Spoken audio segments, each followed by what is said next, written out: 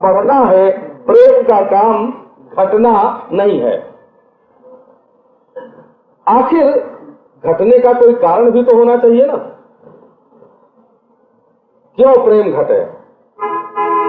क्या अपनी मांग पूरी न होने से प्रेम घटे? तो प्रेम में कोई मांग ही नहीं है। दोष देख करके प्रेम घटे हैं? तो प्रेम की आंख से दोष दिखता ही नहीं है। हाँ, अपना काला बच्चा जो पड़ोसियों को अच्छा नहीं लगता, माँ को कितना प्यारा लगता है, क्योंकि वो स्नेह की आंख से देखा जाता है। स्नेह की आंख जिसके ऊपर पड़ती है उसको चिकना बना देती है। अनुराग की आंख जिसके ऊपर पड़ती है नजर, उसको रंग देती है। रस की आंख जिसके ऊपर पड़ती है उसको रसीला बना देती है। दृष्टि में माधुर्य होता है, दृष्टि में स्नेह होता है, दृष्टि में रस होता है। मिठास भीतर से निकल के बाहर जाती है, बाहर से नहीं आती है। तो इसीलिए बताया कि ये जो प्रीति है, ये स्तोत्रम यत्र तटस्थताम प्रकटयत् चित्तस्य भक्ते व्यथाम निंदापि प्रमदम प्रयच्छति परिहास श्रियम बिभ्रति दोषेण क्षयिताम गुणेन गुरुताम कामप्यनातन्वति प्रेम्ण स्वारसिकस्य कस्यचिदियाम विक्रीडति प्रक्रिया। प्रेम का एक अपना ढंग है, अपनी शैली है, एक प्रक्रिया है। क्या है? तारीफ सुन करके उदासीनता आ जाते हैं, चित्त में पीड़ा होती है। निंदा सुन के खुशी होते हैं, हंसी मालूम होती है। अपने प्यारे को मैं जितना जानता हूं उतना ये दूर दूर वाले थोड़े जानते हैं। और तो सब दूर हैं, मैं ही निकट हूं। उसके हृदय की जानने वाला अगर कोई है तो मैं। एक बार अर्जुन ने श्री कृष्ण से पूछा कि कृष्ण सच्ची सच्ची बताओ, तुम्हारे दिल की असली बात कोई जानता है? तो तुम तो ऊपर ऊपर क्या क्या नाटक करते रहते हो, खेल खेलते रहते हो, सब जगह असंग है, सब जगह असंग। आग लगा दी और अलग देख खड़े होकर तमाशा देख रहे हैं। तुम बताओ, तुम्हारे दिल का असली भाव संसार में कोई समझने वाला है कि नहीं है? तो कृष्ण ने बताया कि अर्जुन, जानन्ति गोपिका पार्थ नान्ये जानन्ति तत्वतः। हमारे हृदय का असली भाव गोपियां पहचानती हैं और दूसरे लोग संसार में हमारे हृदय के भाव को नहीं पहचानते। क्यों? कि गोपियां निकट है ना। अगर तुम दूसरे की बात सुनो अपने प्रियतम प्रभु के संबंध में, तो तुम क्या मानते हो कि जो तुम्हें बात सुना रहा है वो उनके ज्यादा नजदीक है कि तुम उनके ज्यादा नजदीक हो? अरे बाबा, प्रेमी की तो सांस मिली हुई है, प्रेमी की त्वचा मिली हुई है, प्रेमी की रस का रस मिला हुआ है, प्रेमी की गंध मिली हुई है, प्रेमी का दिल से दिल मिला हुआ है। अपने प्रभु के बारे में उसका प्रेमी नहीं जानेगा तो गांव के लोग जानेंगे। तो दोषेण क्षयिताम गुणेन गुरुताम कामप्यनातन्वति।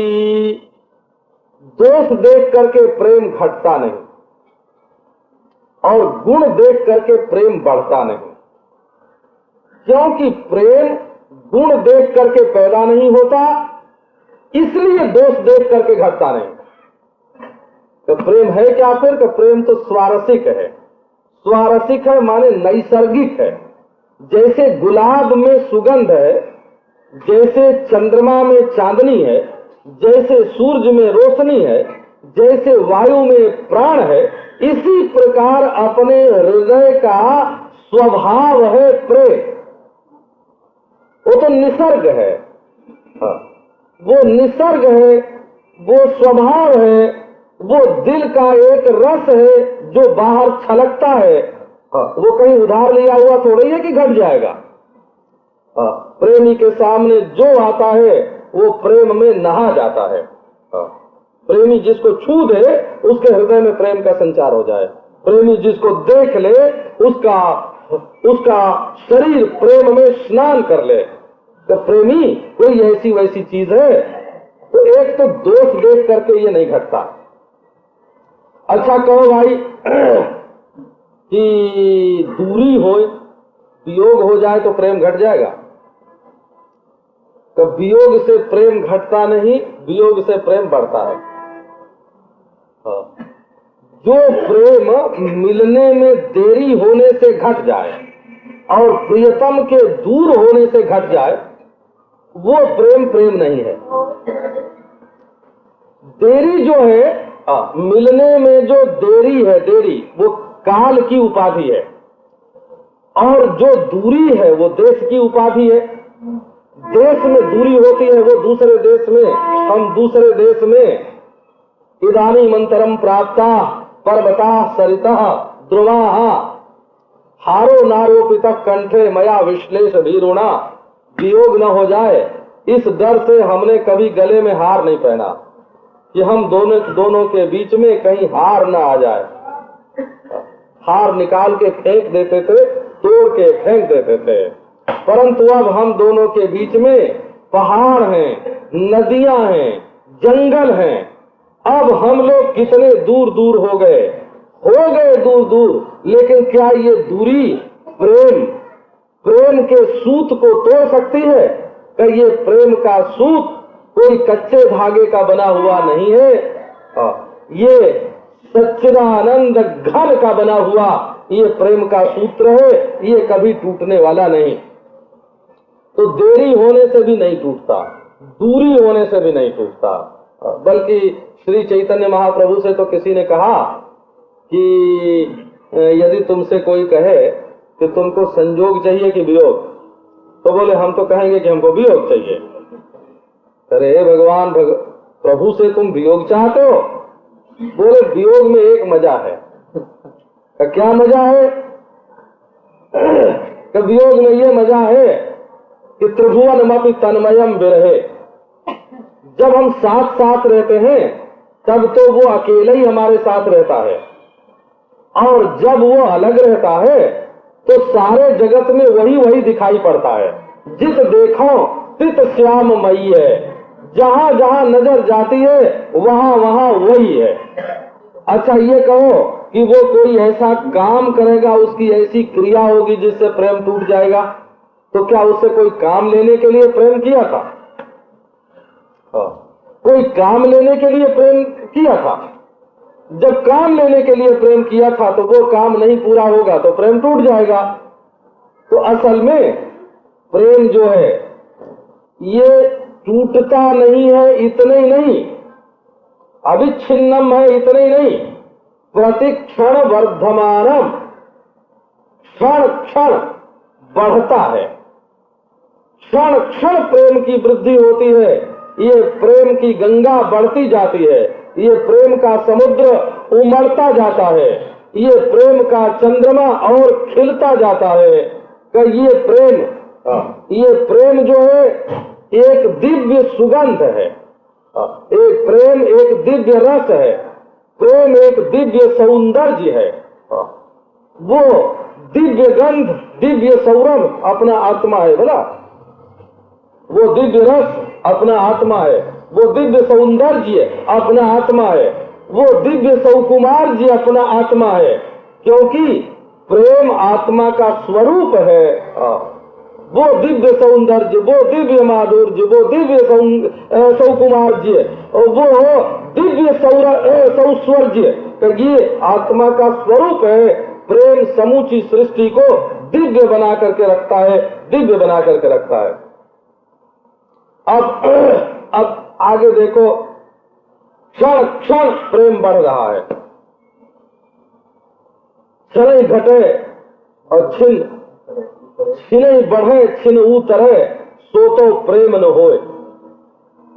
अघट प्रेम पंजर बसे, प्रेम कहावे सोए, जो कभी घटता नहीं और निरंतर अपने हृदय में निवास करता है, उसका नाम प्रेम है। कहो कि और नींद से उठने पर जैसा प्रेम नींद के पहले रहता है, वैसे ही प्रेम नींद के बाद भी आता है। तो नींद में अगर प्रेम नष्ट हो गया होता तो पहले दिन वाला प्रेम दूसरे दिन कहां से आता, है ना? तो प्रेम का नाश तो नहीं हुआ ना, प्रेम बना रहा, नींद में भी प्रेम रहता है। ये कहो कि समाधि में प्रेम नष्ट हो जाता है, महाराज घोड़े का प्रेम तो समाधि में नष्ट होता ही नहीं। तो एक कथा है, ये कोई जादूगर था, वो जादू से समाधि लगाता था, है ना? राजा के पास गया, तो महाराज हम समाधि लगा के दिखाते हैं। बोले कि अच्छा समाधि लगाओ तो तुमको एक घोड़ा इनाम में मिलेगा, बहुत बढ़िया। वो नट ने लगाई समाधि, जादूगर ने लगाई समाधि, लग गई समाधि। एक दिन, 2 दिन, 10 दिन टूटे ही नहीं, राजा ने गड़वा दिया धरती में, बोला जब तो ये मर गया। वर्षों के बाद जब वो जमीन कभी खुदी, वो राजा मर गया, उसकी 1-2 पीढ़ी बीत गई, जब जमीन खुदी और वहां से वो नट समाधि में निकला, कोई महात्मा था, उसने वो नस दबाई और दवाई तो उसमें आ गया, बोला घोड़ा हमारा। तो इतने दिनों के बाद तुम्हारी समाधि में वो घोड़े ही घुसा रहा। समाधि लगाने से कामना तो मिटी नहीं, मनोरथान प्रलापाश्च कर्तुमायाति तत्क्षणात् समाध्यादीनि कर्माणि जहाति जडधीर जदि। अरे बाबा, ये तो अंतःकरण शुद्ध हुए बिना सम समाधि संपत्ति हृदय में आवे नहीं, भगवान की कृपा आवे नहीं, भगवान की भक्ति हृदय में नहीं आवे नहीं, और कोई समझे कि पीठ की रीढ़ सीधी करके है और आंख अधखुली करके और हम बस सांस रोक करके और सब कामनाओं को मिटा देंगे, ऐसा नहीं होता है। ये तो जब तक इस कामना का रूपांतर नहीं होगा, रूपांतर, रसायनीकरण, वृत्तियंतर, जब तक ये भगवत कामना के रूप में, भगवत प्राप्ति की कामना के रूप में इसको बदलोगे नहीं, तब तक इसका मिटना मुश्किल है। तो नींद से प्रेम नहीं कटता है, समाधि से प्रेम नहीं कटता है, लोकांतर में जाने पर प्रेम नहीं कटता है। प्रेम तो आत्मा का संगी है, आत्मा का स्वभाव है, आत्मा का स्वरूप है, अविच्छिन्नम। ये टूटता नहीं महाराज। कहते हैं कि बड़ी अजब रीति बिहारी ने एक दोहा लिखा है, दृग उर्झत, आंखें आपस में उलझ जाती हैं, तो जो उलझ जाता है वो टूट जाता है, ये नियम है। सूत जब उलझता है तो टूट जाता है। दृग उर्झत टूटत कुटुंब, पर जो उलझता है वो नहीं टूटता, कुटुंब टूटता है, दूसरा ही टूट जाता है।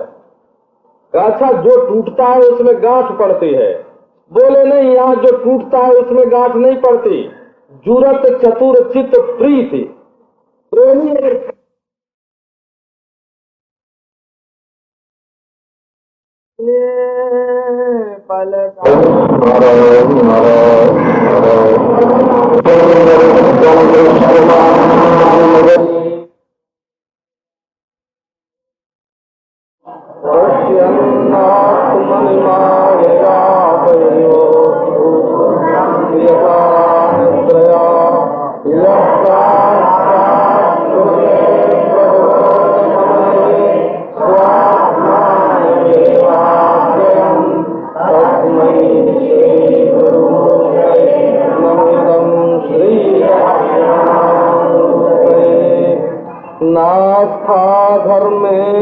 न वसु निचये नैव कामोपभोगे यद्भाव्यं तद्भवतु भगवन् पूर्वकर्मानुरूपम् एतत् प्रार्थ्यं मम बहुमतं जन्म जन्मान्तरेऽपि त्वत्पादाम्भोरुहयुगगता निश्चला भक्तिरस्तु।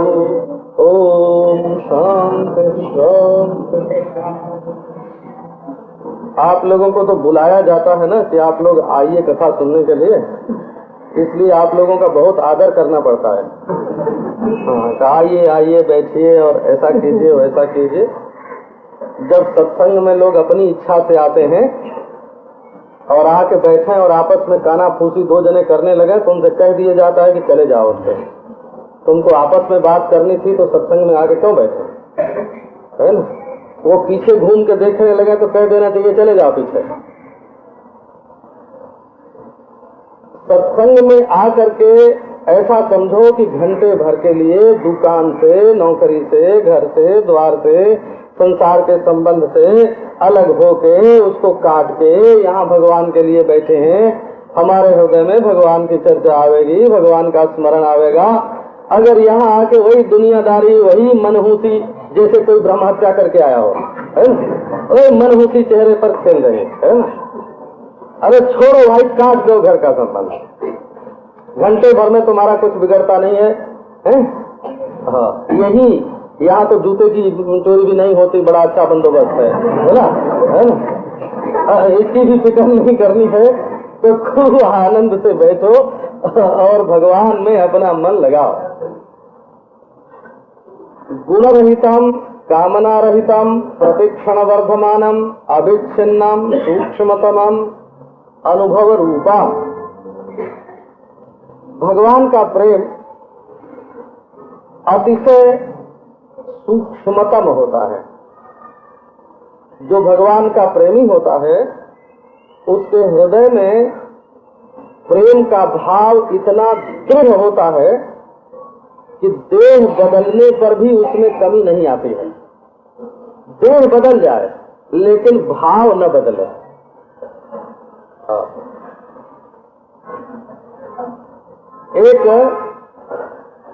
एक ब्रज की ग्वालिन थी,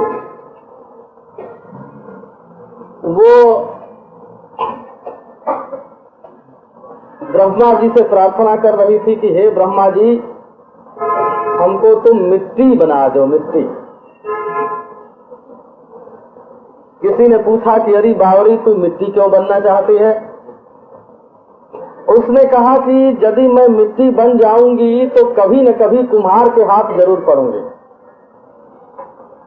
और कहीं मेरे सौभाग्य से कुम्हार ने प्याला बना दिया और उस प्याले में किसी ने शरबत भर के या फल का रस भर के या जल भर करके हमारे प्यारे के हाथ में दे दिया, तो मैं प्याला बन करके तो उसके अधरों तक पहुंच जाऊंगी ना। यदि मैं ग्वालिन रह करके अपने परम प्रियतम श्याम सुंदर के पास नहीं पहुंच सकती तो प्याला बन करके तो पहुंच जाऊंगी ना। देखो, उसमें अपने देह का मोह नहीं है वो बिल्कुल, कि यही शरीर हमारा रहे। अपनी जाति का मोह नहीं है, अपने धर्म का मोह नहीं है, अपनी भाषा का मोह नहीं है। हम कोई देवी देवता बने, आगे सदगति का मोह नहीं है। वो तो किसी भी तरह से अपने प्राण धन, अपने जीवन सर्वस्व, अपने प्रियतम के अधरों तक पहुंच जाएं, इसके लिए वो माटी का प्याला जड़ बनने को तैयार है। एक प्रेमी का वचन मिलता है भक्ति रसामृत सिंधु में। वो कहते हैं कि पंचत्वम तनुरेतु भूत निबहा स्वांसे विशंतु स्फुटम धातारम प्रणिपात्य हंत शिरसा तत्रापि याचे वरम। ये पंचभूत का बना हुआ पुतला बिखर करके पंचभूतों में मिल जाए, और माटी माटी में, पानी पानी में, आग आग में, हवा हवा में और आकाश आकाश में मिल जाए। हमको मरने से कोई डर नहीं है, मरने में कोई आपत्ति नहीं है। प्रेम के पंथ पर, प्रेम के पथ पर जब पांव रखा तो मरने से क्या डर। जो शीश तली पर रख न सके वह प्रेम गली में आए ही क्यों। मरना नहीं था तो आए क्यों। मरना और मार डालना ये तो प्रेम की अदा है हो, मरने का डर हो तो इस रास्ते पर आना नहीं। एक दिन कव्वाल आया था, मुझे कव्वाली सुना गया, मैं प्रेम कुटी में था, 3-4 बरस की बात है। तो उसने एक कव्वाली सुनाई थी कि उसने कहा कि हाय तुमने मुझे मार डाला। मैंने कहा कि मैं नहीं, वह मेरी अदा है। ये ब्रह्म का स्वरूप नहीं है, ये ब्रह्म की अदा है, अदा है। ये परमात्मा का स्वरूप मारना मरना नहीं है, ये तो उसकी बाकी अदाएं हैं जिसमें लोग कितनी बार मरते हैं, कितनी बार पैदा होते हैं, जी जी के मरते हैं, मर मर के जीते हैं, और वो ज्यों का त्यों। इसका नाम है प्रेम ब्रह्म, इसका नाम है प्रेम ब्रह्म। स्वांसे विसंतो स्फुटम, शरीर की सब धातुएं अपने अपने धातु में मिल जाएं। धातारम प्रणिपात्य हंत शिरसा तत्रापि याचे वरम, मैं ब्रह्मा को नमस्कार करके उस मृत्यु के संबंध में एक वरदान चाहता हूं। तो वो क्या? तो मरने के बाद तद वापी सुपया तदीय मुकुरे ज्योति तदीयांगन व्योमने व्योम तदीय बीथि सुधरा तत्ताल वृंते नीलाहा। मरने के बाद मेरे शरीर का पानी उस कुएं के पानी में मिल जाए जिसका पानी वो पीता है।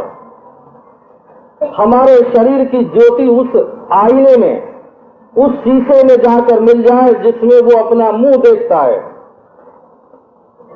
और हमारे शरीर का आकाश उसके आंगन का आकाश बन जाए, और हमारे शरीर की सांस उसके पंखे की हवा बन जाए, और हमारे शरीर की माटी उसके रास्ते की खाक बन जाए, उसके पथ में धूल बन जाए। मरने के बाद भी हमारा ये शरीर आवे तो उसी के काम आवे। कितना हृदय के कितने सूक्ष्मतम प्रदेश में प्रेम का प्रवेश होता है। बाहर के निमित्त तो सिर्फ उसको जगाने के लिए आते हैं। कहते हैं कि श्री राधा रानी ने जब श्री कृष्ण को देखा नहीं था, उनके बारे में कोई जानकारी नहीं थी, एक दिन सखियों के साथ घर से बाहर निकली, वन की ओर गई। वहां किसी ने बड़े जोर से पुकारा, कृष्ण कृष्ण कृष्ण, ओ कन्हैया, ओ कान्हा। ये नाम जो राधा रानी के कान में पड़ा, और सखियों ने भी सुना, पर उनके ऊपर इसका कोई असर नहीं पड़ा। और राधा रानी ने जब ये नाम सुना तो धैर्यम विलोडयति, धैर्य जो उनका था वो मथित हो गया। हृदय में एक तूफान उठ खड़ा हुआ, आर्ज मर्यादा टूटने लगी। उनके मन में ये लालसा हुई कि जिसका नाम ही इतना मधुर, ये हम लोगों को मालूम नहीं पड़ता। कृष्ण कृष्ण कृष्ण, कृष्ण नाम जगते श्रवण सुनोरी, माई धूली री भवन हव तो बावरी भैरी। वही नाम जिसको हम लोग सुनते हैं, कृष्ण कृष्ण कृष्ण। यही नाम सुन करके राधा रानी की दशा पागल तरीकी हो गई। उन्होंने निश्चय किया कि अच्छा, हमारा विवाह कभी होगा तो जिसको इस ग्वाले ने कृष्ण कहकर पुकारा है उसके साथ विवाह होगा। कृष्ण नाम में आकर्षण, कृष्ण माने आकर्षण का केंद्र।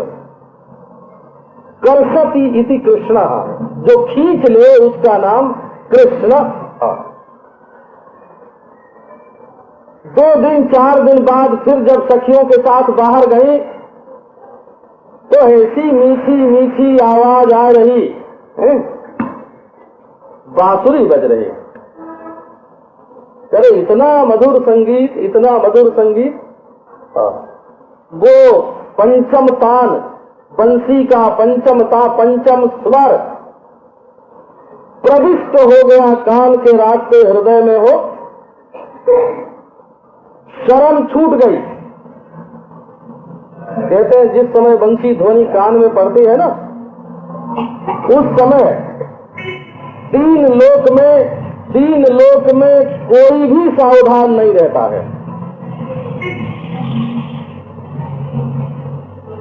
उन्होंने बंसी ध्वनि सुन करके ये निश्चय किया कि ये बांसुरी वाला बड़ा प्यारा, ये बड़ा मनोहर, ये हमारा प्राण प्रियतम। घर लौट आई। जब व्याकुल हुई तो चित्रा सखी ने एक चित्र ला करके उनके हाथ में दे दिया। देखो सखी, इसके दर्शन से तुम्हारा कुछ मनोरंजन होता है क्या?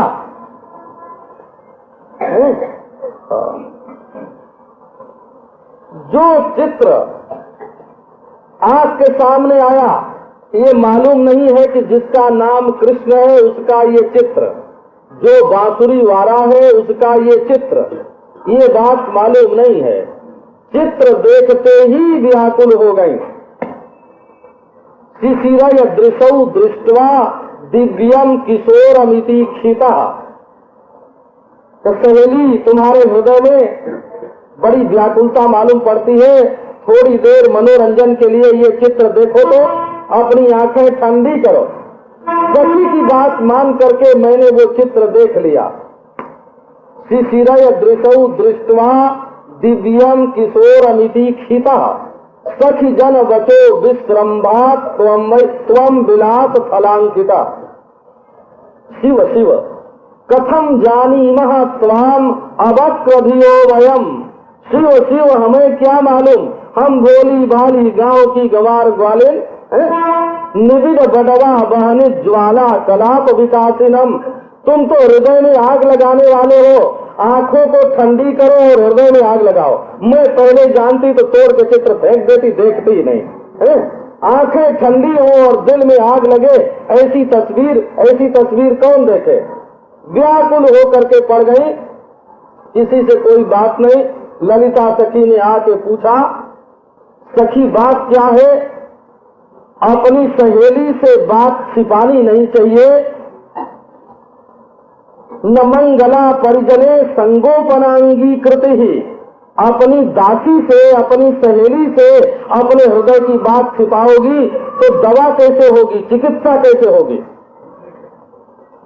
राधा रानी ने कहा कि यम सखी सुदुस्साध्या राधा हृदय वेदना। राधा के हृदय में जो पीड़ा है इसकी कोई चिकित्सा नहीं है, इसका कोई इलाज नहीं है। कृता यत्र चिकित्सा भी उत्साहम पर्यवस्यति। यदि इसके बारे में कुछ चिकित्सा की भी जाए तो उससे गांव में बड़ी निंदा होगी। तो सखी रोग क्या है बताओ तो सही। बोले आर्य मर्यादा का भंग हो गया, हमारे धर्म का नाश हो गया।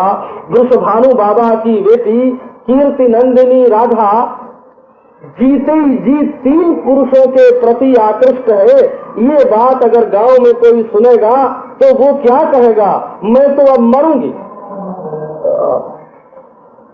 ललिता ने पूछा, आखिर वे तीनों भाग्यवान कौन है, नाम तो बताओ। बोले मिली तो मैं किसी से नहीं हूं। तो देखा है कि देखा भी किसी को नहीं है। तो बात क्या हुई? एक का नाम सुना था कृष्ण कृष्ण, वो कलेजे में चुभ गया। एक की बांसुरी बंसी ध्वनि सुनी थी, वो हमारे हृदय में आके सट गई। एक का चित्र देखा, वो आंखों के रास्ते हृदय में जाके गड़ गया। अब सखी मैं जी नहीं सकती, मैं मरूंगी। देखो एक एक में सामर्थ्य। इस कथा में ये बात बताई गई, ये विदग्ध माधव में ये प्रसंग है कि श्री कृष्ण के नाम में भी इतना सामर्थ्य है कि वो मनुष्य के हृदय को खींच ले। उनकी बंसी ध्वनि में भी इतना सामर्थ्य है कि वो मनुष्य के हृदय को खींच ले। उनके चित्र में भी इतना सामर्थ्य है कि वो मनुष्य के हृदय को खींच ले। ललिता ने कहा कि ये तो हमारा सौभाग्य है कि नंद नंदन श्याम सुंदर के प्रति तुम्हारे हृदय में इतनी प्रीति उदय हुई, वो तो खुश हो गई, धन्य धन्य, आनंद में मग्न। राधा बोली मैं मर रही हूँ और तुम हंस रही हो। वो बोली कि बड़ी भोली हो तुम, ये कृष्ण नाम वाला, बांसुरी बजाने वाला और चित्रपट वाला, ये तीनों तीन नहीं है, एक ही है सखी, कहीं है। तब आश्वस्त हुई कि अच्छा। बोले कि भाई जो सत्पुरुष के वंश में पैदा होता है, जिसका हृदय शुद्ध होता है, उसका आकर्षण जगह जगह नहीं हुआ करता। वो तो जो अंतः पवित्र होता है, जो अंतः पवित्र होता है, अंतः शुद्ध होता है। शाकुंतल में दुष्यंत ने कहा है प्रमाणमंतःकरण प्रवृत्तयः। जो सत्पुरुष है उनका अंतःकरण प्रायः पवित्रता की ओर अग्रसर होता है, उनके अंदर अशुद्ध भाव नहीं आता है। तो असंशयम क्षत्र परिग्रह क्षमा यदार्जमस्याम अभिलाषी में मना। तो भाई अवश्य ही शकुंतला मुझसे विवाह करने योग्य है, नहीं तो मेरा मन इसकी ओर आकृष्ट नहीं होता। क्यों? ये प्राय सत्पुरुष जो होते हैं उनकी अंतःकरण की प्रवृत्ति प्रायः पवित्र दिशा में होती है। राधा रानी का हृदय एक पवित्र स्थान पर आकृष्ट हुआ। ललिता सखी ने कहा अच्छा मैं श्री कृष्ण को बुला के लाती हूँ। जब श्री कृष्ण के पास गई, वो फटकारा कृष्ण ने कि तुम लोग गांव में बस यही करती फिरती हो, यही तुम्हारा रोजगार है? मैं नंद बाबा का बेटा, जसोदा मैया का बेटा, हमारा वंश धर्मात्मा, मैं पवित्र, स्वप्न में भी परस्त्री की ओर नहीं देखने वाला बाल ब्रह्मचारी मेरे पास आई हो एक स्त्री के पास ले जाने के लिए, भागो यहाँ से। वो डांटा मारा। अब रोती गाती ललिता जी पहुंची राधा रानी के पास। देखते ही समझ गई राधा रानी की श्याम सुंदर ने स्वीकार नहीं किया। बोली कि सखी तू रो मत। अकारुण्य कृष्णो यदि सखी तवागः कथमिदम् मुधा मारोदीर में कुरु परमिमामुत्तर कृतिम। यदि श्री कृष्ण के हृदय में मेरे प्रति दया नहीं है, करुणा नहीं है, वो मुझे जिलाना नहीं चाहते, तो कोई बात नहीं, इसमें तुम्हारा तो कोई अपराध नहीं है। तुमने तो अपना प्रयत्न कर लिया ना, अब व्यर्थ में रो मत। आगे का जो कर्तव्य है उसके बारे में निश्चय करो कि अब आगे क्या करना चाहिए। तो मैं आखिरी बात तुमसे बताए देती हूँ। अब मेरा ये शरीर तो रहेगा नहीं, अब ये प्राण तो जाएंगे प्राण प्रियतम के पास। ननु तव दुख मुख मिंदोम द्रष्टुमेते त्वरंती। तुम्हारे मुख चंद्र का दर्शन करने के लिए श्याम सुंदर ये मेरे प्राण व्याकुल हो रहे हैं। पर सखी तुम ऐसा करना, तमालस्य स्कंधे विनिहित भुजा पल्लरियम यथा वृंदारण्ये चिरम विचला तिष्ठति तनु। तुम ऐसा करना कि वृंदावन में मेरा शरीर बहुत दिनों तक रहे। श्याम सुंदर नहीं मिले। तुम एक तमाल के वृक्ष के साथ मेरे इस शरीर को बांध देना, हमारे भुजपास में तमाल के वृक्ष को बांध देना, एक लता से हमारे शरीर को तमाल वृक्ष में लपेट देना कि प्राण निकल जाने के बाद बहुत दिनों तक उस काले काले हरे हरे पत्ते वाले तमाल वृक्ष के शरीर से हमारा ये शरीर बहुत दिनों तक लिपटा रहे, ब्रज में रहे। कृष्ण नहीं तो उनके रंग का तमाल वृक्ष सही, उनके साथ लिपटा हुआ ये शरीर पक्षियों का भोजन बन जाए, ये सूख जाए। मेरी ये उत्तरकालीन अभिलाषा तुम पूर्ण करना। तो ये जो भगवान का प्रेम होता है वो हृदय के बहुत अंतर्देश में प्रवेश करता है। उधर श्री कृष्ण रूप बदल करके रूप बदल करके कोई सावरी सखी का रूप धारण करके श्री राधा रानी के पास पहुंच आए, मिल गए। सब ठीक ठाक हो गया, लेकिन ये प्रेम का जो भाव है ये कितने सूक्ष्मतम प्रदेश में प्रवेश करता है, अंतर्देश में। तो ये देखो, इससे रोम रोम, रग रग, एक एक क्रिया, एक एक संकल्प, एक एक भाव प्रेम से सराबोर, प्रेम से तरबतर हो जाते हैं। प्रेमी को मालूम नहीं पड़ता, लेकिन वो जो नहाता है वो अपने प्रीतम के लिए, अरे नहाते तो हम अपने लिए, कि नहीं नहीं, उसकी प्रसन्नता के लिए नहाते हो। खाता है प्रेमी उसके लिए। फूल बनाओ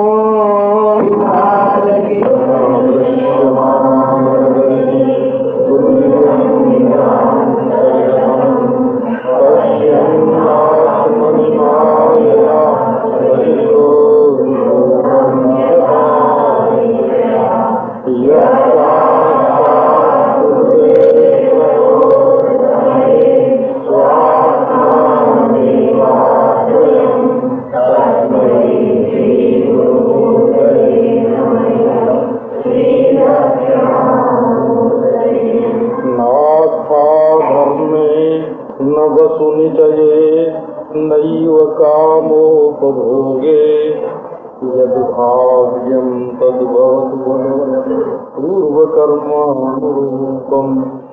एतत् प्रार्थ्यं मम बहुमतं जन्म जन्मान्तरेऽपि त्वत्पादाम्भोरुहयुगतं निश्चला भक्तिरस्तु मे।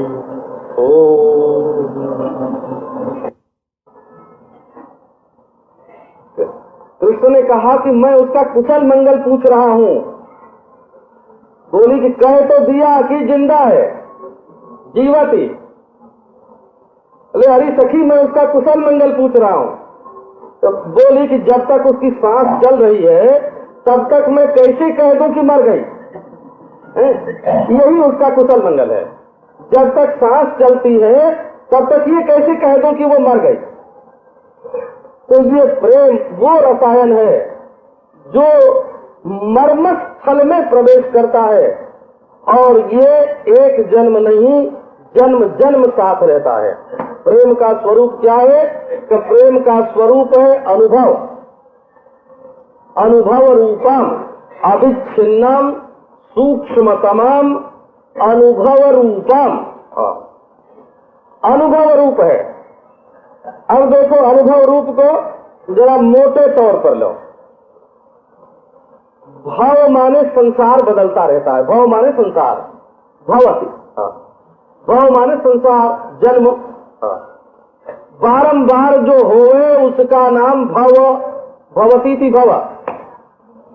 और प्रेम का रूप क्या है? बोले अनुभव। जितनी सकल सूरत बदले, जितनी वेशभूषा बदले, जितने जन्म पर जन्म होए, प्रेम जो है वो प्रत्येक भव में अनुगत रहता है। जो भव में अनुगत है सो अनुभव। कई चीजें ऐसी, घर जो है ना, वो जन्म बदलने पर घर छूट जाएगा। एक जन्म से दूसरे जन्म में जाएंगे तो घर रहेगा कि छूट जाएगा? कि छूट जाएगा। जाति रहेगी कि छूट जाएगी? कि जाति भी छूट जाएगी।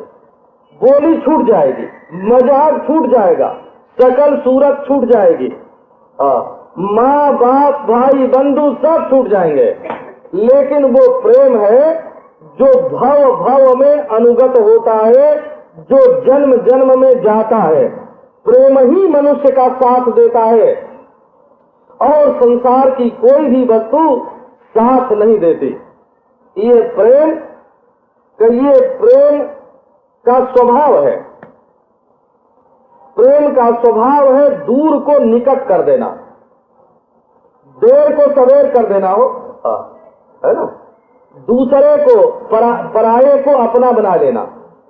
प्रेम जो है ना वो पराये को अपना बनाता है, दूर को नजदीक करता है, देर को तत्काल कर देता है। प्रेम में ऐसा सामर्थ्य है, सबसे बड़ी शक्ति। ज्ञान में वस्तु को बदलने का सामर्थ्य नहीं है, ज्ञान उसको कहते हैं कि जो चीज जैसी हो गए उसको उसी रूप में दिखावे, उसमें कुछ हेर फेर अदला बदली नहीं करे। और प्रेम उस चीज का नाम है जो पीतल को सोना बना दे। प्रेम उस चीज का नाम है जो विष को अमृत बना दे। प्रेम उसका नाम है जो मुर्दा को जिंदा कर दे। प्रेम उसका नाम है जो अशक्त में शक्ति भर दे। प्रेम ही उत्साह देता है, स्फूर्ति देता है, शक्ति देता है, और वो शरीरों के बदलने पर भी स्वयं बदलता नहीं है। देखो एक कथा है। ललिता सखी ने श्री राधा रानी से प्रश्न किया, स्वामिनी, वहाँ किशोरी जी बोलते हैं, कोई स्वामिनी बोलते हैं। तो देखो इसमें भी भाव का भेद है बोला। क्या जिनके मत में विवाह नहीं हुआ प्रेम का वर्णन है वो किशोरी जी कहकर पुकारते हैं, और जिनके मत में विवाह हुआ है वो स्वामी की पत्नी को स्वामिनी कहकर बोलती है। स्वामिनी तो तब है जब स्वामी से, कृष्ण से साक्षात संबंध है, और किशोरी जी तब है जब वो कृष्ण से प्रेम करते हैं। तो किशोरी जी, स्वामिनी जी, तुम्हारा श्याम सुंदर से क्या संबंध है? क्या संबंध है? बोले सखी, जो तुमको अच्छा लगे तो मान लो, हमारा सब संबंध है। प्रेम में संबंध की रूपरेखा कैसी? संबंध से प्रेम होता है। संबंध प्रेम का साधन है, परंतु प्रेम तात मात गुरु सखा तू सब विधि हितु मेरो, तो ही मोहि नातो अनेक, तो ही मोहि नाते अनेक, मान ये जो भावे, जो त्यो तुलसी कृपालु चरण शरण पावे। प्रभु के साथ सब संबंध है। किसी के साथ कहो तो एक एक का विचार करके देखें, बड़ा विचित्र अद्भुत संबंध निकलेगा। द्रौपदी और कृष्ण का क्या संबंध है? द्रौपदी और कृष्ण का क्या संबंध है? इसको अगर महाभारत में ढूंढो अद्भुत मिलेगा, विचित्र। द्रौपदी की जो देवरानी है, देवरानी नहीं है, समझो सौत ही है, सुभद्रा, अर्जुन की ही तो पत्नी है ना, वो कृष्ण की बहन है, और अर्जुन का कृष्ण का फुफेरा भाई है। कृष्ण की बुआ कुंती है, कुंती का बेटा अर्जुन है। और तो कृष्ण और अर्जुन के साथ क्या संबंध है? कृष्ण और द्रौपदी के साथ क्या संबंध है? अद्भुत अद्भुत। दुर्योधन की जो बेटी है वो कृष्ण के पुत्र सांब के साथ विवाहित है। तो भगवान के साथ क्या संबंध होता है? भगवान के साथ जो संबंध जुड़ जाए उसी में मनुष्य का कल्याण है। तो ही मोहि नाते अनेक, मानिए जो भावे, ज्यो त्यो तुलसी कृपालु चरण शरण पावे। ललिता ने कहा कि सखी, हमको तो ऐसा लगता है कि श्याम सुंदर प्यारे हैं और तुम प्यारी हो। वे रमण हैं, राधा रमण, और तुम रमणी हो। श्री राधा ने कहा कि सखी, तुमको हमारे संबंध के बारे में कुछ जानकारी नहीं है, तुमको तो ऊपर ऊपर की बात दिखती है। सखी न स रमणो, सखी न स रमणो नाहम रमणीति भिदावयो रास्ते। वे रमण है और मैं रमणी हूँ, ये भेद हम दोनों में नहीं है। पति अलग और पत्नी अलग, और पत्नी नियत और पति नियत, ऐसा संबंध हम दोनों में नहीं है। तो क्या संबंध है? तो प्रेम रसे नोभय मन इव मदनो निष्पिपेश बलात्। हम दोनों के मन में मिलन की आकांक्षा जागृत हुई, मिलन की चाह, मिलन की तीव्र आकांक्षा। मिलन की तीव्र आकांक्षा दोनों के हृदय में जागृत हुई। अब प्रेम के रस से सींच करके उस मिलन की आकांक्षा ने दोनों को सिलबट्टे पर दोनों के मन को पीस दिया। अब चटनी में धनिया भी हो, पुदीना भी हो, नमक मिर्च भी हो, पर सिलबट्टे पर पीस जब दिया गया तो सबका क्या नाम हुआ? तो चटनी नाम हो गया सबका है। तो बोले एक हमारा मन था और एक प्यारे का मन था, दोनों को चाहने वाला मन था। प्रेम रस से सींच करके मिलन की आकांक्षा ने दोनों के मन को ऐसा पीसा कि दोनों का मन ही अलग नहीं रह गया। अब जब मन अलग नहीं रहा, अलगाव दुनिया में क्यों है? ये एक अलग डोल रहा है, दूसरा अलग डोल रहा है, एक पूरब को जा रहा है, एक पश्चिम को, एक उत्तर को, एक दक्षिण को। अलगाव क्यों है? केवल मन का अलगाव है। हो मन ही तो अलग अलग करता है ना। ये मनुष्यों में जितना झगड़ा है, वैमनस्य है, संघर्ष है, युद्ध है, ये सब क्यों है? बोले सबके मन अलग अलग है। कहते हैं अगर दो मन इकट्ठे होंगे तो वो संसार में सबसे प्रबल होते हैं। गुरु और चेले का मन यदि मिल जाए तो वो माया के पर्दे को फाड़ करके ईश्वर को खींच ले आवे धरती पर। पति पत्नी का मन यदि मिल जाए तो वो स्वर्ग को आकाश में नहीं रहने दें, उसको खींच करके घर में बुला लें। क्योंकि दो मन में बहुत बड़ी शक्ति, संसार में सबका मन अकेला अकेला है। कहीं तो दो मन मिले तो वो मिलता कैसे है? तो वो प्रेम का जो रस है ना, उसमें डुबो करके जब मन को नरम बनाया जाता है तब दो मनों की दिशा एक हो जाती है, दोनों एक में मिल जाते हैं। तो प्रेम रसे लोभयमन इव मदनो निष्पिपेश बलात्। मिलन की तीव्र आकांक्षा ने प्रेम रस से सींचकर दोनों के मन को एक कर दिया। अब मन एक हो गया तो आत्मा दो है कि एक है? अरे बाबा, आत्मा को किसने देखा है संसार में? ये तो अलग अलग शरीर दिखते हैं और अलग अलग मन दिखते हैं। अलग अलग वासनाओं से प्रेरित होकर अलग अलग शरीर से लोग इधर से उधर लुढ़क रहे हैं। आत्मा की जो अद्वितीयता है वो केवल मन की उपाधि से ही, ये मन का जो नुक्ता है, मन का जो सिफर है, यही बीच में आकर के खुदा को जुदा कर देता है। नहीं तो ये तो मिला हुआ है। बोले एक दिन इसका मतलब ये हुआ कि राधा और कृष्ण जुदा जुदा नहीं है, वे रमण रमणी नहीं है, वे प्यारे प्यारी नहीं है, वे किशोर किशोरी नहीं है, वे स्वामी स्वामिनी नहीं है, वो तो एक है। क्यों? तो दोनों का जब मन ही जुदा नहीं, अलगाव तो तब होता है जब एक का मन क्लब में जाने का होता है और एक का मन सिनेमा जाने का होता है, एक का मन घर में बैठने का होता है, एक का मन बाहर जाने का होता है। तब दो में भेद आता है। जहाँ एक ही संकल्प है, जहाँ एक ही राग है, जहाँ एक ही रस है, जहाँ दो चकोर दो चंदा, जहाँ दोनों चकोर हैं, कृष्ण चंद्रमा है और राधा चकोर, और राधा चंद्रमा है और कृष्ण चकोर, जहाँ दो चकोर दो चंदा, तो वहाँ तो मन ही एक है। जब मन एक है तब अलगाव कहाँ है? श्री राधा कृष्ण दोनों एक दिन एक स्थान पर बैठे हुए थे, आमने सामने।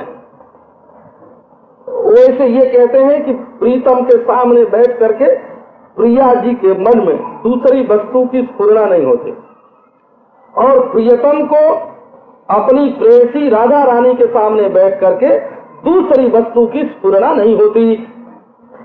ये प्रेम का नियम ही है कि अपने प्रियतम के सिवाय अगर दूसरी बात हृदय में आती है तो ये प्रेम की न्यूनता मानी जाती है। उतनी कमी है प्रेम में जितनी देर अपने प्रियतम का स्मरण नहीं हुआ, प्रेम में उतनी कमी। प्रिया जी उदास।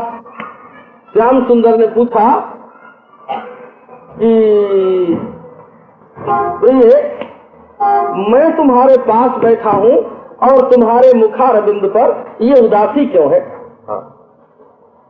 श्री राधा रानी बोली, अहम कांता कांतस्त्वमिति न तदानीं मतिरभूत। थोड़ी देर पहले की बात है कि इसका कोई ख्याल नहीं था कि तुम प्यारे हो और मैं प्यारी हूँ। मनोवृत्तिर्लुप्ता त्वमहमिति नौधीरपि हता। मनोवृत्ति का लोप हो गया था और ये तुम हो और ये मैं हूँ, ये भेद बुद्धि नष्ट हो गई थी। अहम भार्या भवान भर्ता भार्याहमिति यदिदानीं व्यवसितिः। अब तो ऐसा मालूम पड़ता है कि तुम पति हो और मैं पत्नी हूँ। तथापि प्राणानां स्थितिरिति विचित्रम किमपरम। इतना अलगाव मालूम होने पर भी कि हमारा और तुम्हारा शरीर अलग अलग है, तुम पति हो मैं पत्नी हूँ, तुम भर्ता हो मैं भार्या हूँ, ये भेद बुद्धि आ जाने के बाद भी हमारी सांस अलग चल रही है, तुम्हारी सांस अलग चल रही है, मैं तुमसे जुदा होके जिंदा हूँ, इससे बढ़ करके विचित्र, इससे बढ़ करके आश्चर्य और क्या होगा? तो कहने का अभिप्राय ये हुआ कि ये जो प्रीति का रूप है, ये जो प्रेम का स्वरूप है, वो अनुभव है। अनुभव है माने ये रसात्मक ज्ञान ही प्रेम है। हो ये ज्ञान जो होता है ना, ये ज्ञान जो होता है सद रसात्मक ज्ञान का नाम प्रेम है। बौद्ध लोग ज्ञान का ऐसा स्वरूप मानते हैं कि एक तो ज्ञान क्षणिक है, ज्ञान जो है क्षण क्षण बदलता रहता है, विज्ञान संतान परंपरा चलती रहती है, एक के बाद दूसरा, दूसरे के बाद तीसरा, तीसरे के बाद चौथा, इस प्रकार ज्ञान पैदा होता है, नष्ट होता है, पैदा होता है, नष्ट होता है, और उसकी धारा में जैसे एक तरंग की धारा से दूसरी तरंग, एक तरंग की ठोकर से दूसरी तरंग, दूसरी तरंग की ठोकर से तीसरी तरंग निकलती है, वो ऐसे ज्ञान से ज्ञान, ज्ञान से ज्ञान निकलता है और संस्कार के कारण उसमें एकता मालूम पड़ती है। वेदांतियों ने कहा कि नहीं नहीं, असली जो ज्ञान है वो क्षणिक नहीं है, वो सत्स्वरूप है। बोला सत्स्वरूप है माने अविनाशी है, अविनाशी है। ये जो आत्मरूप प्रत्यक्ष चैतन्य रूप जो ज्ञान है वो विनाशी नहीं, अविनाशी है। अब ये बोले अविनाशी होना और ज्ञान होना, ज्ञान भी रहे और मृत्यु का कोई भय न हो, बेवकूफी न हो, अज्ञान न हो, जड़ता न हो और मरने का कोई डर न हो, इससे बढ़ करके और क्या अवस्था हो सकती है? भक्त लोग कहते हैं इस ज्ञान में आनंद को और जोड़ दो, आनंद, आनंदात्मक अविनाशी जो ज्ञान, आनंदात्मक, आनंदात्मक ज्ञान हो माने ज्ञान निर्विशेष निर्गुण नहीं, निर्गुण निर्विशेष ज्ञान नहीं, रसात्मक ज्ञान। ये ज्ञान का एक विशेष आकार हो गया। सब इसी को सविशेष ज्ञान कहते हैं, इसी को भक्त लोग कृष्ण कहते हैं, इसी को भक्त लोग राम कहते हैं। वो कहते हैं ज्ञान में और कोई तो आकार नहीं है, लेकिन आनंद का आकार जरूर है, और आनंद का आकार होने पर भी वो ज्ञान अविनाशी है। तो अविनाशी और आनंद के आकार वाला जो ज्ञान है, बेहोशी का नाम आनंद नहीं है, बेहोशी का नाम प्रेम नहीं है। बोला प्रेम वो जहाँ अपना प्रियतम फुर रहा है, लेकिन कैसा? का आनंद मात्र कर पाद मुखोदरादि, उसका हाथ भी आनंद, उसका पांव भी आनंद, उसका मुख भी आनंद, उसकी आंख भी आनंद। अब एक बात देखो ना, श्याम सुंदर मुरली मनोहर पीताम्बरधारी, जिनकी आंखों में आनंद, भौहों में आनंद, ललाट में आनंद, कपोल पर आनंद, मुस्कान में आनंद, दांत में आनंद, जिनके भुजदंड में आनंद, जिनके वक्षस्थल में आनंद, जिनके उदर में आनंद, त्रिबली त्रिबली बलित आनंद, जिनके हाथ में, जिनके पांव में, इस आनंदाकार जो ज्ञान, ये जो आनंदाकार चेतन है ना, ये जो आनंदाकार चेतन, चेतनाकार आनंद, बोला ये एक ही नहीं, आनंदाकार चेतन और चेतनाकार आनंद, और वो भी अविनाशी। इसी का नाम है परम प्रियतम। इसी का नाम है परम प्रियतम प्राण प्रेष्ठ। इसी को भक्त लोग श्याम सुंदर कहते हैं, नंद नंदन कहते हैं, आनंद आनंद मुकुंद कहते हैं। इसी का नाम है श्री कृष्ण। बोले भाई ये श्री कृष्ण जो आनंद रसात्मक स्वरूप, जिसका रस ऐसा अविनाशी ज्ञान, बोले ये मिले कैसे? बोले ये तो राधा को ही मिलता है ना। राधा के संग किलोल, हम तुम एक कुंज के सखा, रूसे नाही न बने। तो राधा रानी को मिलता है। अब राधा क्या है? बोले आराधना हो, आराधिका राधिका, आराधिका राधिका, आधिदैविक रूप राधा का। आराधिका रूप जो है वो तो नित्य धाम में, वृंदावन में, नित्य निकुंज में, निभृत निकुंज में श्याम सुंदर के साथ मिला हुआ है। जहाँ रोमांच होना भी विरह सरीखा मालूम पड़ता है, जहाँ करवट बदलना भी विरह सरीखा मालूम पड़ता है, जहाँ कभी मान नहीं होता, कभी विरह नहीं होता, कभी भ्रम नहीं होता। मान विरह भ्रम कौन लेस जहाँ, वो उनका आधिदैविक रूप है बोला। और ब्रज में जो अवतार काल में प्रकट होता है उसको कह दो कि इतिहास की एक कोने में होने के कारण वो आधिभौतिक रूप है। और जो हमारे हृदय में आराधना के रूप में विराजमान है वो आराधना राधा रानी का आध्यात्मिक रूप है। आराधना आध्यात्मिक रूप है। गोलोक में, वृंदावन में, नित्य निकुंज में आधिदैविक रूप है। और समय समय पर जो प्रकट होता है वो आधिभौतिक रूप है। लेकिन इस आराधना के बिना श्री कृष्ण की प्राप्ति नहीं हो सकती। तो राधा दास से मपास से यह प्रयतते गोविंद संगासया सोयम पूर्ण सुधारुते परिचयम राकाम बिना कांक्षति। जैसे पूर्णिमा के बिना पूर्ण चंद्र की प्राप्ति संभव नहीं है, उसी प्रकार आराधना के बिना, राधा दास के बिना इस पूर्ण शशांक चंद्रमा का, इस श्री कृष्ण चंद्र का, इस नंद नंदन की का जो लाभ है, उनकी जो प्राप्ति है तो वो संभव नहीं है। तो इसलिए ये प्रेम जो है, ये प्रेम जो है ये अनुभव रूप है। अनुभव रूप है माने प्रेम की गहराई में वही लोग पहुँचते हैं जो भगवान के कृपा पात्र हैं, जिनके हृदय में पहले भक्ति रानी आती है और जिनका रसात्मक चेतन, अविनाशी रसात्मक चेतन के प्रति जिनके चित्त में आकर्षण होता है, बांसुरी बजा बजा करके जिसको वो अपनी ओर आकृष्ट करता है वही उसके पास पहुंच जाता है। तो भाई इसके प्राप्त होने का की पहचान क्या है? तो बाबा ऐसी पहचान है कि तत्प्राप्य तदेव अवलोकयति, तदेव शृणोति, तदेव भाषयति, तदेव चिंतयति। जब वो प्रेम मिल जाता है तब मनुष्य की दशा ही बदल जाती है, विलक्षण दशा। माने तब प्रेम के सिवाय दूसरी कोई वस्तु रहती नहीं। ये इस सूत्र का अभिप्राय ये है कि तब प्रेमाद्वैत हो जाता है। प्रेमाद्वैत, रसाद्वैत। जैसे वेदांती लोग केवलाद्वैत बोलते हैं ना, केवलाद्वैत। और श्री रामानुज संप्रदाय में विशिष्टाद्वैत बोलते हैं। चैतन्य संप्रदाय में द्वैताद्वैत, निम्बार्क संप्रदाय में द्वैताद्वैत बोलते हैं। श्री वल्लभ संप्रदाय में विशुद्धाद्वैत बोलते हैं। राधा वल्लभ संप्रदाय में सिद्धाद्वैत बोलते हैं। शुद्धाद्वैत और सिद्धाद्वैत अलग अलग है। ये कौन सा अद्वैत है? बोले ये प्रेमाद्वैत है, इसका नाम रसाद्वैत है। ये प्रेम मिश्रित ज्ञान के द्वारा, ज्ञान मिश्रित प्रेम के द्वारा, शुद्ध प्रेम के द्वारा इसकी उपलब्धि होती है। अब इस प्रसंग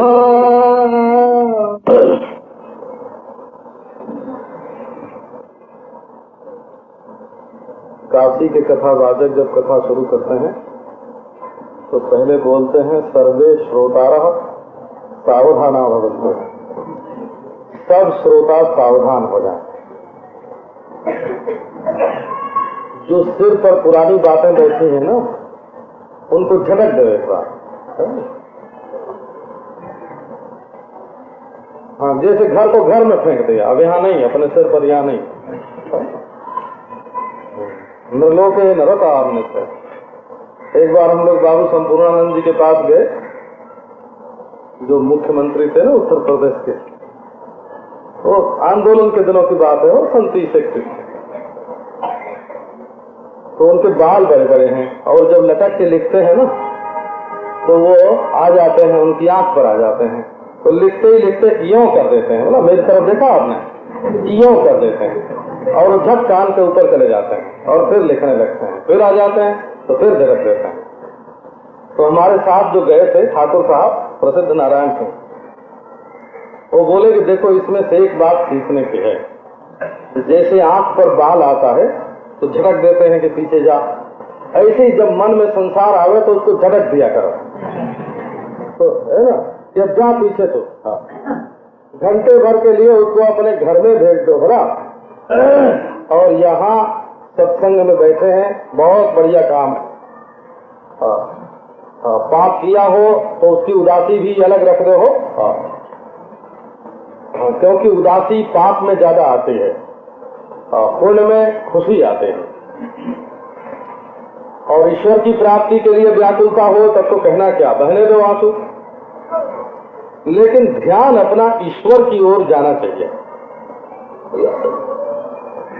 तो एक बार सावधान, ताजगी आने दो, और सब भगवान के भक्त बैठे हैं, सबके हृदय में भक्ति है, सब अपने अपने हृदय में अपने अपने इष्ट देव को लेकर के यहाँ विराजमान है, सब भगवान के भक्त।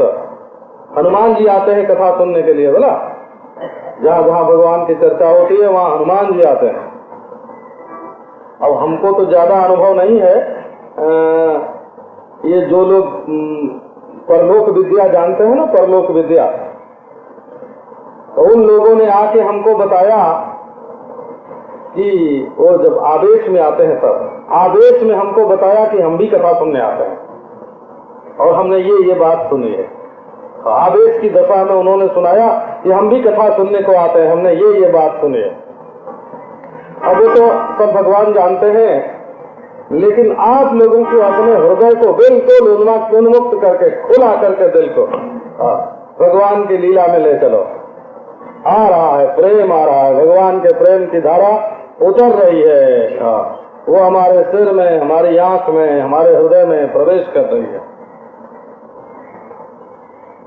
तो तत्प्राप्य तदेव अवलोकयति, तदेव शृणोति, तदेव भाषयति, तदेव चिंतयति। देवर्षि नारद कहते हैं कि जिसको प्रेम रत्न मिल जाता है,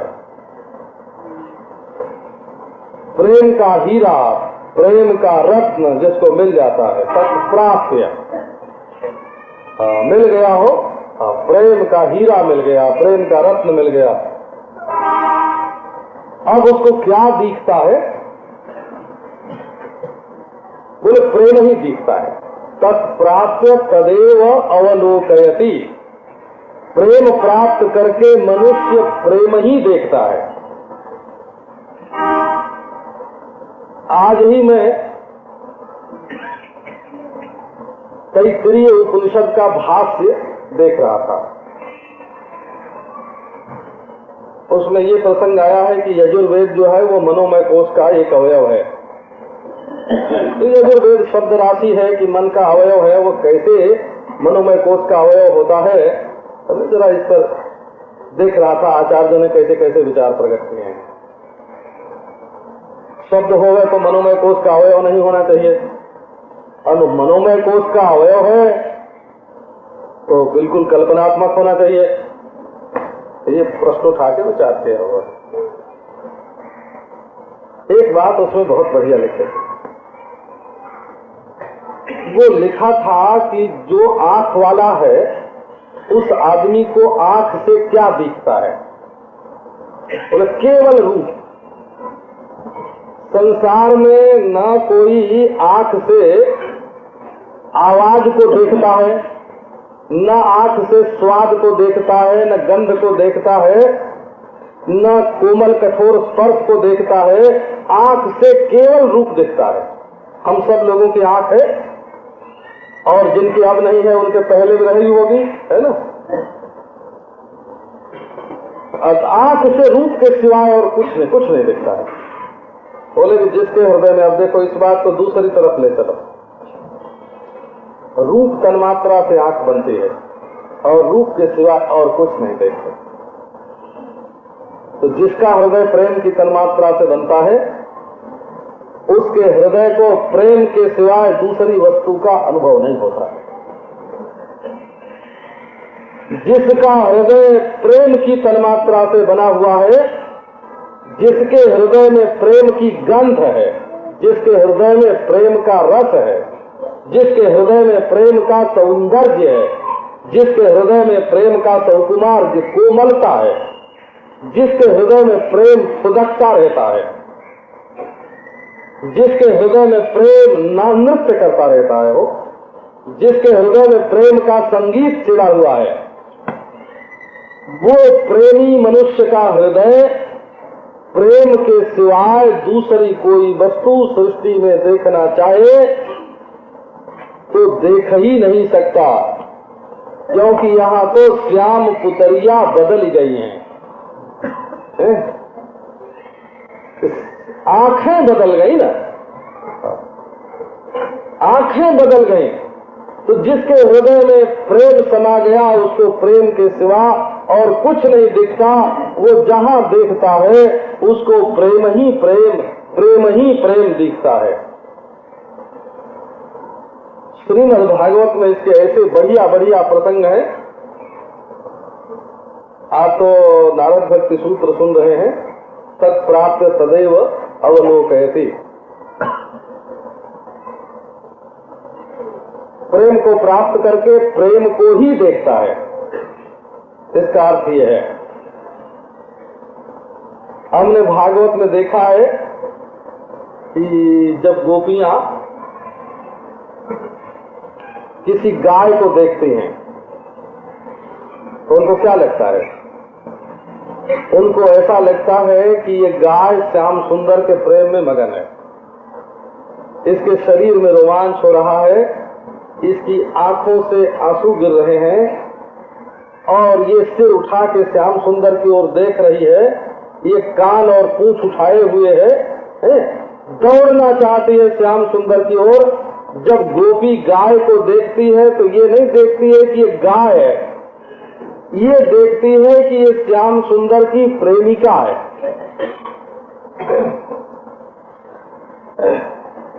राग द्वेष की सृष्टि दूसरी होती है और प्रेम की सृष्टि दूसरी होती है। पापी सर्वत्र पापम आशंकते।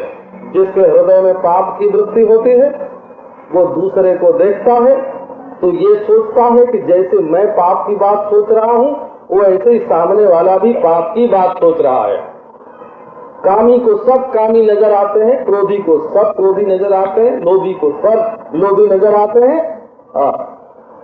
जो अपने को ब्रह्म जानता है उसको सब ब्रह्म नजर आते हैं। सर्वम धनमयम लुब्धा कामुका कामुनी कामिनीमयम नारायणमयम धीरा पश्यन्ति परमार्थतः। जो लोभी है उनको ये तो अपने दिल की मशीन को ठीक कर लो तो सारी दुनिया ठीक हो जाए। एक बार काशी में बहुत बड़ी सभा हुई थी, सब आचार्य इकट्ठे थे, शंकराचार्य लोग भी, रामानुजाचार्य भी, मध्वाचार्य भी, निम्बार्काचार्य भी। हमको याद है एक आचार्य ने भाषण किया था, रक्षत रक्षत कोशा नाम अपि कोशम हृदयम जस्मिन सुरक्षिते सर्वम सुरक्षितम स्यात्। बचाओ बचाओ खजानों के भी खजाना अपने दिल को। अगर ये तुम्हारा बचा रहेगा तो सब बचा रहेगा। अगर दिल फेंक महाशय कहीं तुमने अपना दिल फेंक दिया बाजार में तो तुम्हारे हाथ कुछ लगने वाला नहीं है। रक्षा करो अपने हृदय की, ये कहीं फेंक न जाए, ये कहीं बाहर न फेंका जाए, कहीं संसार में न चला जाए। बचाने की चीज यही है। बड़ा सुंदर व्याख्यान था वो। ब्राह्मण महासम्मेलन जब हुआ था, मैं समझता हूँ 37-21 के लगभग की बात होगी। ब्राह्मण महासम्मेलन में एक आचार्य ने व्याख्यान दिया था, अपने हृदय को बचाओ। सबसे कीमती चीज यही है, इसको किस रस में सराबोर करके तुम दुनिया को देखते हो, इसमें कौन सी गंध भर करके तुम दुनिया को देखते हो, हैं? ये दिल में जब तुम किसी चीज को देखते हो तो कौन सी चांदनी वहाँ छिटकती रहती है, किस सूरज का प्रकाश होता है, वहाँ प्रेम की चांदनी छिटकती है कि नहीं, वहाँ प्रेम की गंगा बहती है कि नहीं, है? वहाँ प्रेम के गुलाब खिलते हैं कि नहीं, वहाँ प्रेम का सूरज चमकता है कि नहीं, वहाँ प्रेम की वायु बहती है कि नहीं, वहाँ प्रेम की तान छिड़ती है कि नहीं। एक बार अपने हृदय की ओर देखो, तुम्हारे हृदय में प्रेम किस रूप में रहता है। अगर तुम्हारा हृदय प्रेम से भरा हुआ है तो सारे संसार में प्रेम ही प्रेम, प्रेम ही प्रेम दिखेगा। अच्छा देखो, गोपियां देखती है पक्षी, पक्षी देखती, आंख से क्या देखती है कि ये पेड़ पर पक्षी बैठे हुए हैं, तो आंख बंद हो तो भी और खुली हो तो भी, दोनों ही हालत में वो यही कहती है कि ये कृष्ण के प्रेमी पक्षी बैठे हैं। प्रेम में थोड़ा पक्ष तो अपने प्रीतम का होता ही है, वो तो इसी से उनको पक्षी बोलते हैं। जिनके पक्ष है वो पक्षी हो गए, पेड़ पर बैठे हैं। गोपियां देखते खुली आंख है तो कहती है कृष्ण को देख रहे हैं, बंद आंख है तो कहती है ये कृष्ण का ध्यान कर रहे हैं। पक्षी बैठे हैं स्वाभाविक वृक्ष पर, परंतु जब गोपी देखती है तो उन पक्षियों के हृदय में गोपी को श्री कृष्ण का प्रेम दिखता है। प्रायो बताम्ब विहगा मुनयो बनेस्मिन् कृष्णेक्षितां तदुदितां कलवेणुगीतां आरुह्य जे द्रुमभुजान रुचिर प्रबालान शृण्वन्ति अमीलित दृशो विगतान्य वाचा। देखो न देखो सखी, देखो देखो सखी, ये पक्षी थोड़े हैं, बड़े बड़े ऋषि मुनि हैं। कोई पूर्व मीमांसा का पक्षी जैमिनी है, कोई उत्तर मीमांसा का पक्षी व्यास है, कोई न्याय का पक्षी गौतम है, कोई वैशेषिक का पक्षी कणाद है। ये सब ऋषि मुनि पक्षी हैं, वो पक्षी एक एक पक्ष लेकर के निरूपण करते हैं। ये सब पक्षी बने बैठे हैं, पक्षी गोपियों को दिखते हैं बड़े बड़े ऋषि मुनि। क्यों? बोले श्री कृष्ण के प्रेम में व्याकुल। प्रायो बताम्ब विहगा मुनयो वनेस्मिन्। क्यों आए?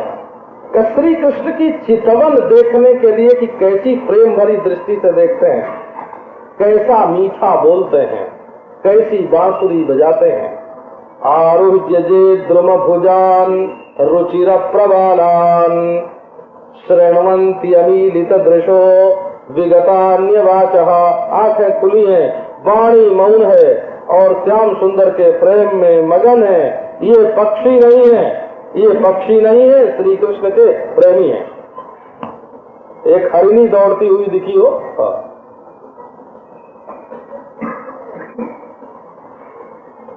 धन्या धन्या सुमूढ़ मतयोपि हरेण्येता या नंदनंदन मुपात्त विचित्र वेशम आकर्ण्य वेणुरणितम सह कृष्ण सारा पूजाम दधुर विरचिताम प्रणयावलोकई। सखी हम अभागिनी है और ये हरिणियां धन्य है जो अपने पति कृष्ण सारों के साथ, इनके पति का नाम भी कृष्ण सार है। कृष्ण है सार माने हृदय में जिनके, उनका नाम है कृष्ण सार। कृष्ण सार मृग, काले काले हरिण कृष्ण का ध्यान करते करते काले हो गए। गोपियां कहती है ये हरिण काले क्यों हुए? बोले कृष्ण का ध्यान करते करते काले हो गए। कृष्ण सार है, इनके जीवन का सार कृष्ण है, इसलिए इनका नाम कृष्ण है। कि जमुना काली क्यों हो गई? कि कृष्ण का ध्यान करते करते, कृष्ण का ध्यान करते करते। ऐसे गोपियों के हृदय में, गोपियों के हृदय में ऐसा प्रेम, कई हरिणियां धान्य है।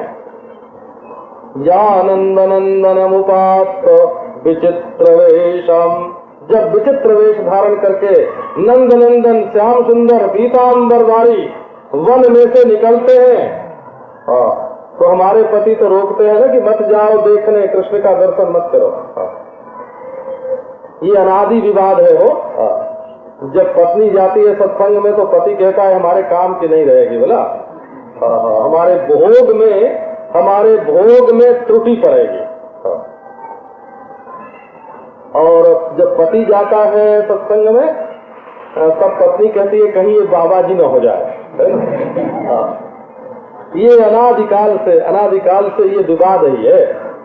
हमारे सत्संगियों में ऐसे लोग हैं कि जिनके पति आते हैं उनकी पत्नियां रोकती हैं, और जिनकी पत्नी आती है उनके पति रोकते हैं। हमारे सत्संग में एक इधर लड़की आती, तो जब उसके विवाह का प्रसंग बिल्कुल सगाई तय हो गई, तो घर वालों ने कहा कि चलो स्वामी जी को प्रणाम करके आओ। तो लड़के ने कहा कि स्वामी जी से क्या मतलब ब्याह का, अभी ब्याह नहीं हुआ है हो ना, क्या मतलब स्वामी जी से? बोले हम लोग सत्संग में जाते हैं। ये भी जाती है लड़की भी, लड़की पढ़ी लिखी अंग्रेजी। बोले हाँ जाती तो है।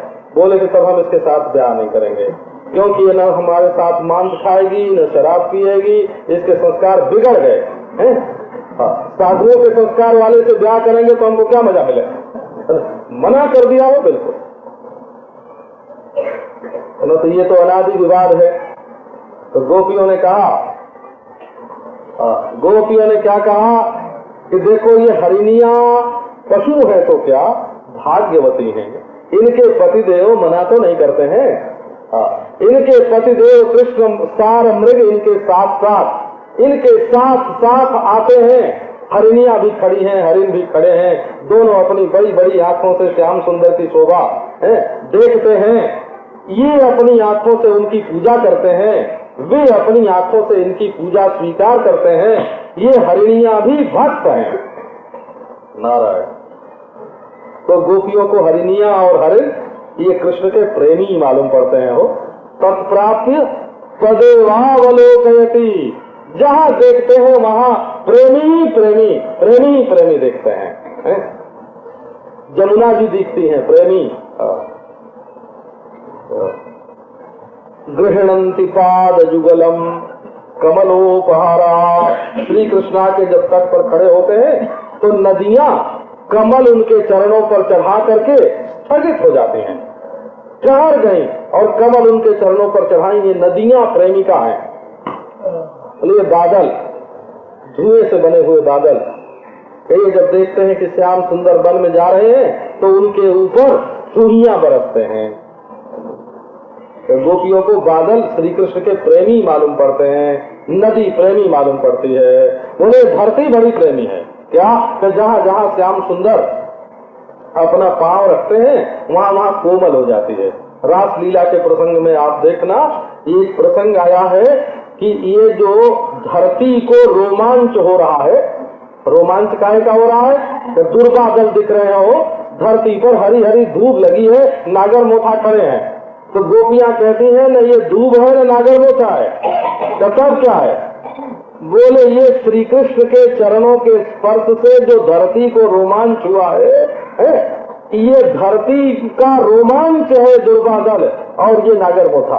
अब बताओ, अब वो धरती पर तो घास उगी हुई है, उसको गोपियां कहती हैं कि श्री कृष्ण के चरणों का स्पर्श होने से धरती को रोमांच हो गया है। ये है गोपी, प्रेमी की दृष्टि है बोला, उसको सब जगह प्रेम दिखता है। गोपी गई, बोले अरे ओ लता, कृष्ण इधर से निकले हैं। अपने बोलती हैं कि तुम पूछती हो कि कैसे मालूम? अरे बाबा हमको मालूम है, जिसको वो छू देते हैं ना, जिसको उंगली छू देती है उनकी एक बार, उसको हमेशा के लिए रोमांच हो जाता है। नूनम तत्करजस पृष्ठा विव्रत कुलकान्य हो, जरूर जरूर उन्होंने तुमसे छेड़छाड़ की है, अपनी उंगली से तुमको छेड़ा है, तभी ये तुम्हारे शरीर में पुलकावली मंडित तुम्हारा शरीर बिना उनके छुए कैसे हो सकता है? ये देखो ये गोपी का दृष्टिकोण है, ये प्रेमी का दृष्टिकोण है, जिसको एक पेड़ पौधा भी, पशु पक्षी भी, ऋषि मुनि भी, पहाड़ खड़ा है, पहाड़ खड़ा है और गोपी क्या कह रही है? हंताय मद्रिदबला हरिदास वर्ग्यो यद राम कृष्ण चरण स्पर्श प्रमोदा मानम तनोति सह गो गणयोस्तयोर्यत पानीयसु यवस कंदर कंदमूलैहि। प्यारी सखियों, ये पहाड़ पत्थर का पहाड़ है ना, अद्रि, तो ये तो बड़ा भारी भक्त है, कृष्ण का बड़ा प्रेमी है, प्रेमियों में बड़ा है। तो क्यों? तो देखो ना, इसको श्री कृष्ण के चरणों के स्पर्श से क्या आनंद आता है। प्यारी सखी, तुमको कैसे मालूम हुआ कि इसको बड़ा आनंद आता है? तो मानम तनोति सह गो गणयोस्तयोर्यत, ये जो झरने बह रहे हैं क्या है? कि जब उसने देखा कि श्याम सुंदर हमारे ऊपर चरण रखते हुए आ रहे हैं, तो उसने झरने बहा दिए कि हम उनके पांव पखारें। कृष्ण के पांव पखारने के लिए उसने झरने बहाए। ये हरी हरी घास क्यों उगा दी? बोले उनकी गायों का सत्कार करेंगे। ये कंदरा क्यों बना दी? कि वर्षा ऋतु में उगाकर हमारे अंदर विश्राम करेंगे। ये कंद मूल फल क्यों प्रकट कर दिए? कि श्याम सुंदर खाएंगे। मणि क्यों प्रकट कर दिए? कि इनकी माला पहनेंगे। धातुएं क्यों प्रकट कर दी? कि इनका चंदन लगावेंगे। प्रत्येक वस्तु, गिरिराज की प्रत्येक वस्तु ऐसा मालूम पड़ता है, ऐसा मालूम पड़ता है ना, जैसे श्याम सुंदर की सेवा के लिए ही प्रकट हो। पर ये किसको मालूम पड़ता है? लोग जाते हैं पत्थर की जांच करने, माटी की जांच करने, उनको कहाँ मालूम पड़ता है कि कृष्ण का प्रेमी है? गोपियों की दृष्टि में प्रेम भरा हुआ है, इसलिए उनको प्रेमी की पहचान होती है। ये भी प्रेमी, ये भी प्रेमी। यथा चक्षुष्मन्तः केवलम रूपमेव पश्यन्ति, जैसे आंख वाला आदमी आंख की उपाधि से केवल रूप को देखता है, वैसे प्रेम वाला आदमी अपने दिल में प्रेम भरे जगह जगह प्रेम ही प्रेम, प्रेम ही प्रेम देखता है। श्री चैतन्य महाप्रभु वृंदावन में आए, एक पंडा लग गया उनके साथ। और वो तो बाबा जी महाराज, उनके पास कुछ नहीं, न रुपया न पैसा, है ना, पर पंडा तो पंडा ही है। उसने बही खाता अपना निकाला, बोले तुम्हारे गुरुजी वृंदावन में आए थे, तो हमने उनको दर्शन कराया था, हमको उन्होंने पंडा माना था, हम तुम्हारे साथ चलेंगे। हो गया। अब जाके बताया कि ये चीर हरण का स्थान है। बोले अच्छा, भगवान ने यहाँ चीर हरण किया था? हाँ, वो हम लोग रोज देखते हो। ये वो कदम है जिस पर बैठ करके भगवान ने मक्खन खाया था, बांसुरी बजाई थी। तो ये भूमि है जहाँ रास लीला की थी। ये है कि ये कालीदह है। अब एक एक नाम ले और वो तो आंखों से आंसू गिरे, कृष्ण कृष्ण पुकारे और छटपटाए, धरती में लौटे। वो कहे आज ये क्या पागल जजमान मिल गया है ना। हम वर्णन है चैतन्य चरितामृत में वर्णन है, वो कहे कि आज तो जजमान हमको पागल मिला है, आज हमको रोटी का कोई ठिकाना नहीं है। और वो तो एक एक चीज को देखे, बोले वो ये भाग्यशाली है, भाग्यशाली। तंत्र के ग्रंथों में जहाँ वृंदावन का वर्णन आया है, उपासना के जो ग्रंथ है बड़े विलक्षण हो, तो वहाँ कहते हैं कि वृंदावनस्था सर्वः सर्वे चाधो मुखा स्मृता। वृंदावन के जितने वृक्ष हैं उनका मुंह नीचे को है। तो उपासना के जो ग्रंथ है, गौतमीय तंत्र है, सनत कुमार संहिता है, उनमें भगवान का दर्शन करने के लिए किस ढंग से जप करना चाहिए, ध्यान करना चाहिए, न्यास करना चाहिए, क्या मंडल बनाना चाहिए, इसका वर्णन उपासना के ग्रंथों में है। तो उसमें वर्णन किया कि वृंदावन का वृक्ष है, उसका मुंह नीचे, और संसार के सब वृक्ष ऊपर को जाते हैं आसमान की ओर। तो क्योंकि उनका ईश्वर ऊपर रहता है। तो वृंदावन के वृक्ष नीचे जाते हैं क्योंकि उनका ईश्वर नीचे रहता है। भक्त है सब, है ना, भक्त है। तो बोले ये क्यों? तो बोले भक्तों ने ये इच्छा की कदम कुंज हुई हो कबों, कदम कुंज हुई हो कबहू वा वृंदावन माही, ललित किशोरी लाड़िले बिहरेंगे ते छाहा। हम बनेंगे कदम कुंज और ललित किशोरी राधा और ललित लड़ैते श्याम सुंदर, ये दोनों मिल करके हमारी छाया में खेलेंगे। तो ये तो कोई भक्त ही वृक्ष बन करके, कोई भक्त राज ही वृक्ष बन करके छाया कर रहा है। ऐसे उद्धव जी कहते हैं आसाम हो चरण रेणु जुषाम हम श्याम वृंदावने किमपि गुलमल औषधि नाम। हम कोई झाड़ी बन जाए, लता बन जाए, हैं? कोई औषधि बन जाए, क्यों चाहते हैं? आप देखो ना, तो उद्धव जी की दृष्टि में अगर वहाँ की झाड़ी, वहाँ की लता और वहाँ की औषधियाँ, वहाँ की दूध, ये प्रेमी न होते, भक्त न होते, तो उद्धव जी के मन में कभी वो बनने की इच्छा होती? तो उनकी देह भक्त की ये दृष्टि है, जहाँ लता भी, पत्र भी, घास भी, वृक्ष भी है, स्त्री राधा पुरुषा कृष्णा। वो कहते हैं कि यहाँ जो स्त्री जाति का कोई भी प्राणी है उसमें राधा रानी का आवेश है, और पुरुष जाति का कोई भी प्राणी है तो उसमें कृष्ण का आवेश है। नाना रूप धारण करके भगवान विहार कर रहे हैं। ये बात कैसे हुई?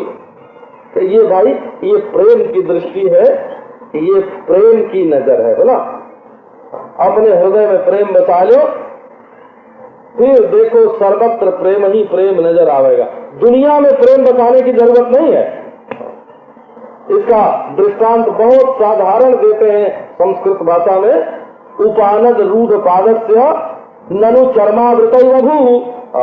अपने पांव में अगर जूते हैं तो सारी धरती पर चाम बिछा हुआ है।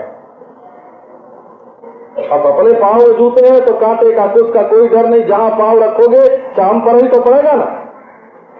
इसी प्रकार जिसका हृदय प्रेम की सुगंध से वासित है, प्रेम के रस से सराबोर है, प्रेम के सौंदर्य से अलंकृत है, प्रेम की कोमलता जिसके हृदय में है, प्रेम की तंत्री, प्रेम की विपंची वीणा जिसके हृदय में बज रही है, उसके लिए सब प्रेम ही प्रेम है। ये प्रेम की महिमा है। प्रेम हमारे हृदय में आया ये कब समझना? जब सबके हृदय में प्रेम दिखने लगे। हमने एक महात्मा देखा था, हो हमारे उड़िया बाबा जी महाराज का जो आश्रम है ना, उसके पास ही रहते थे। कलाधारियों का बगीचा है पास ही।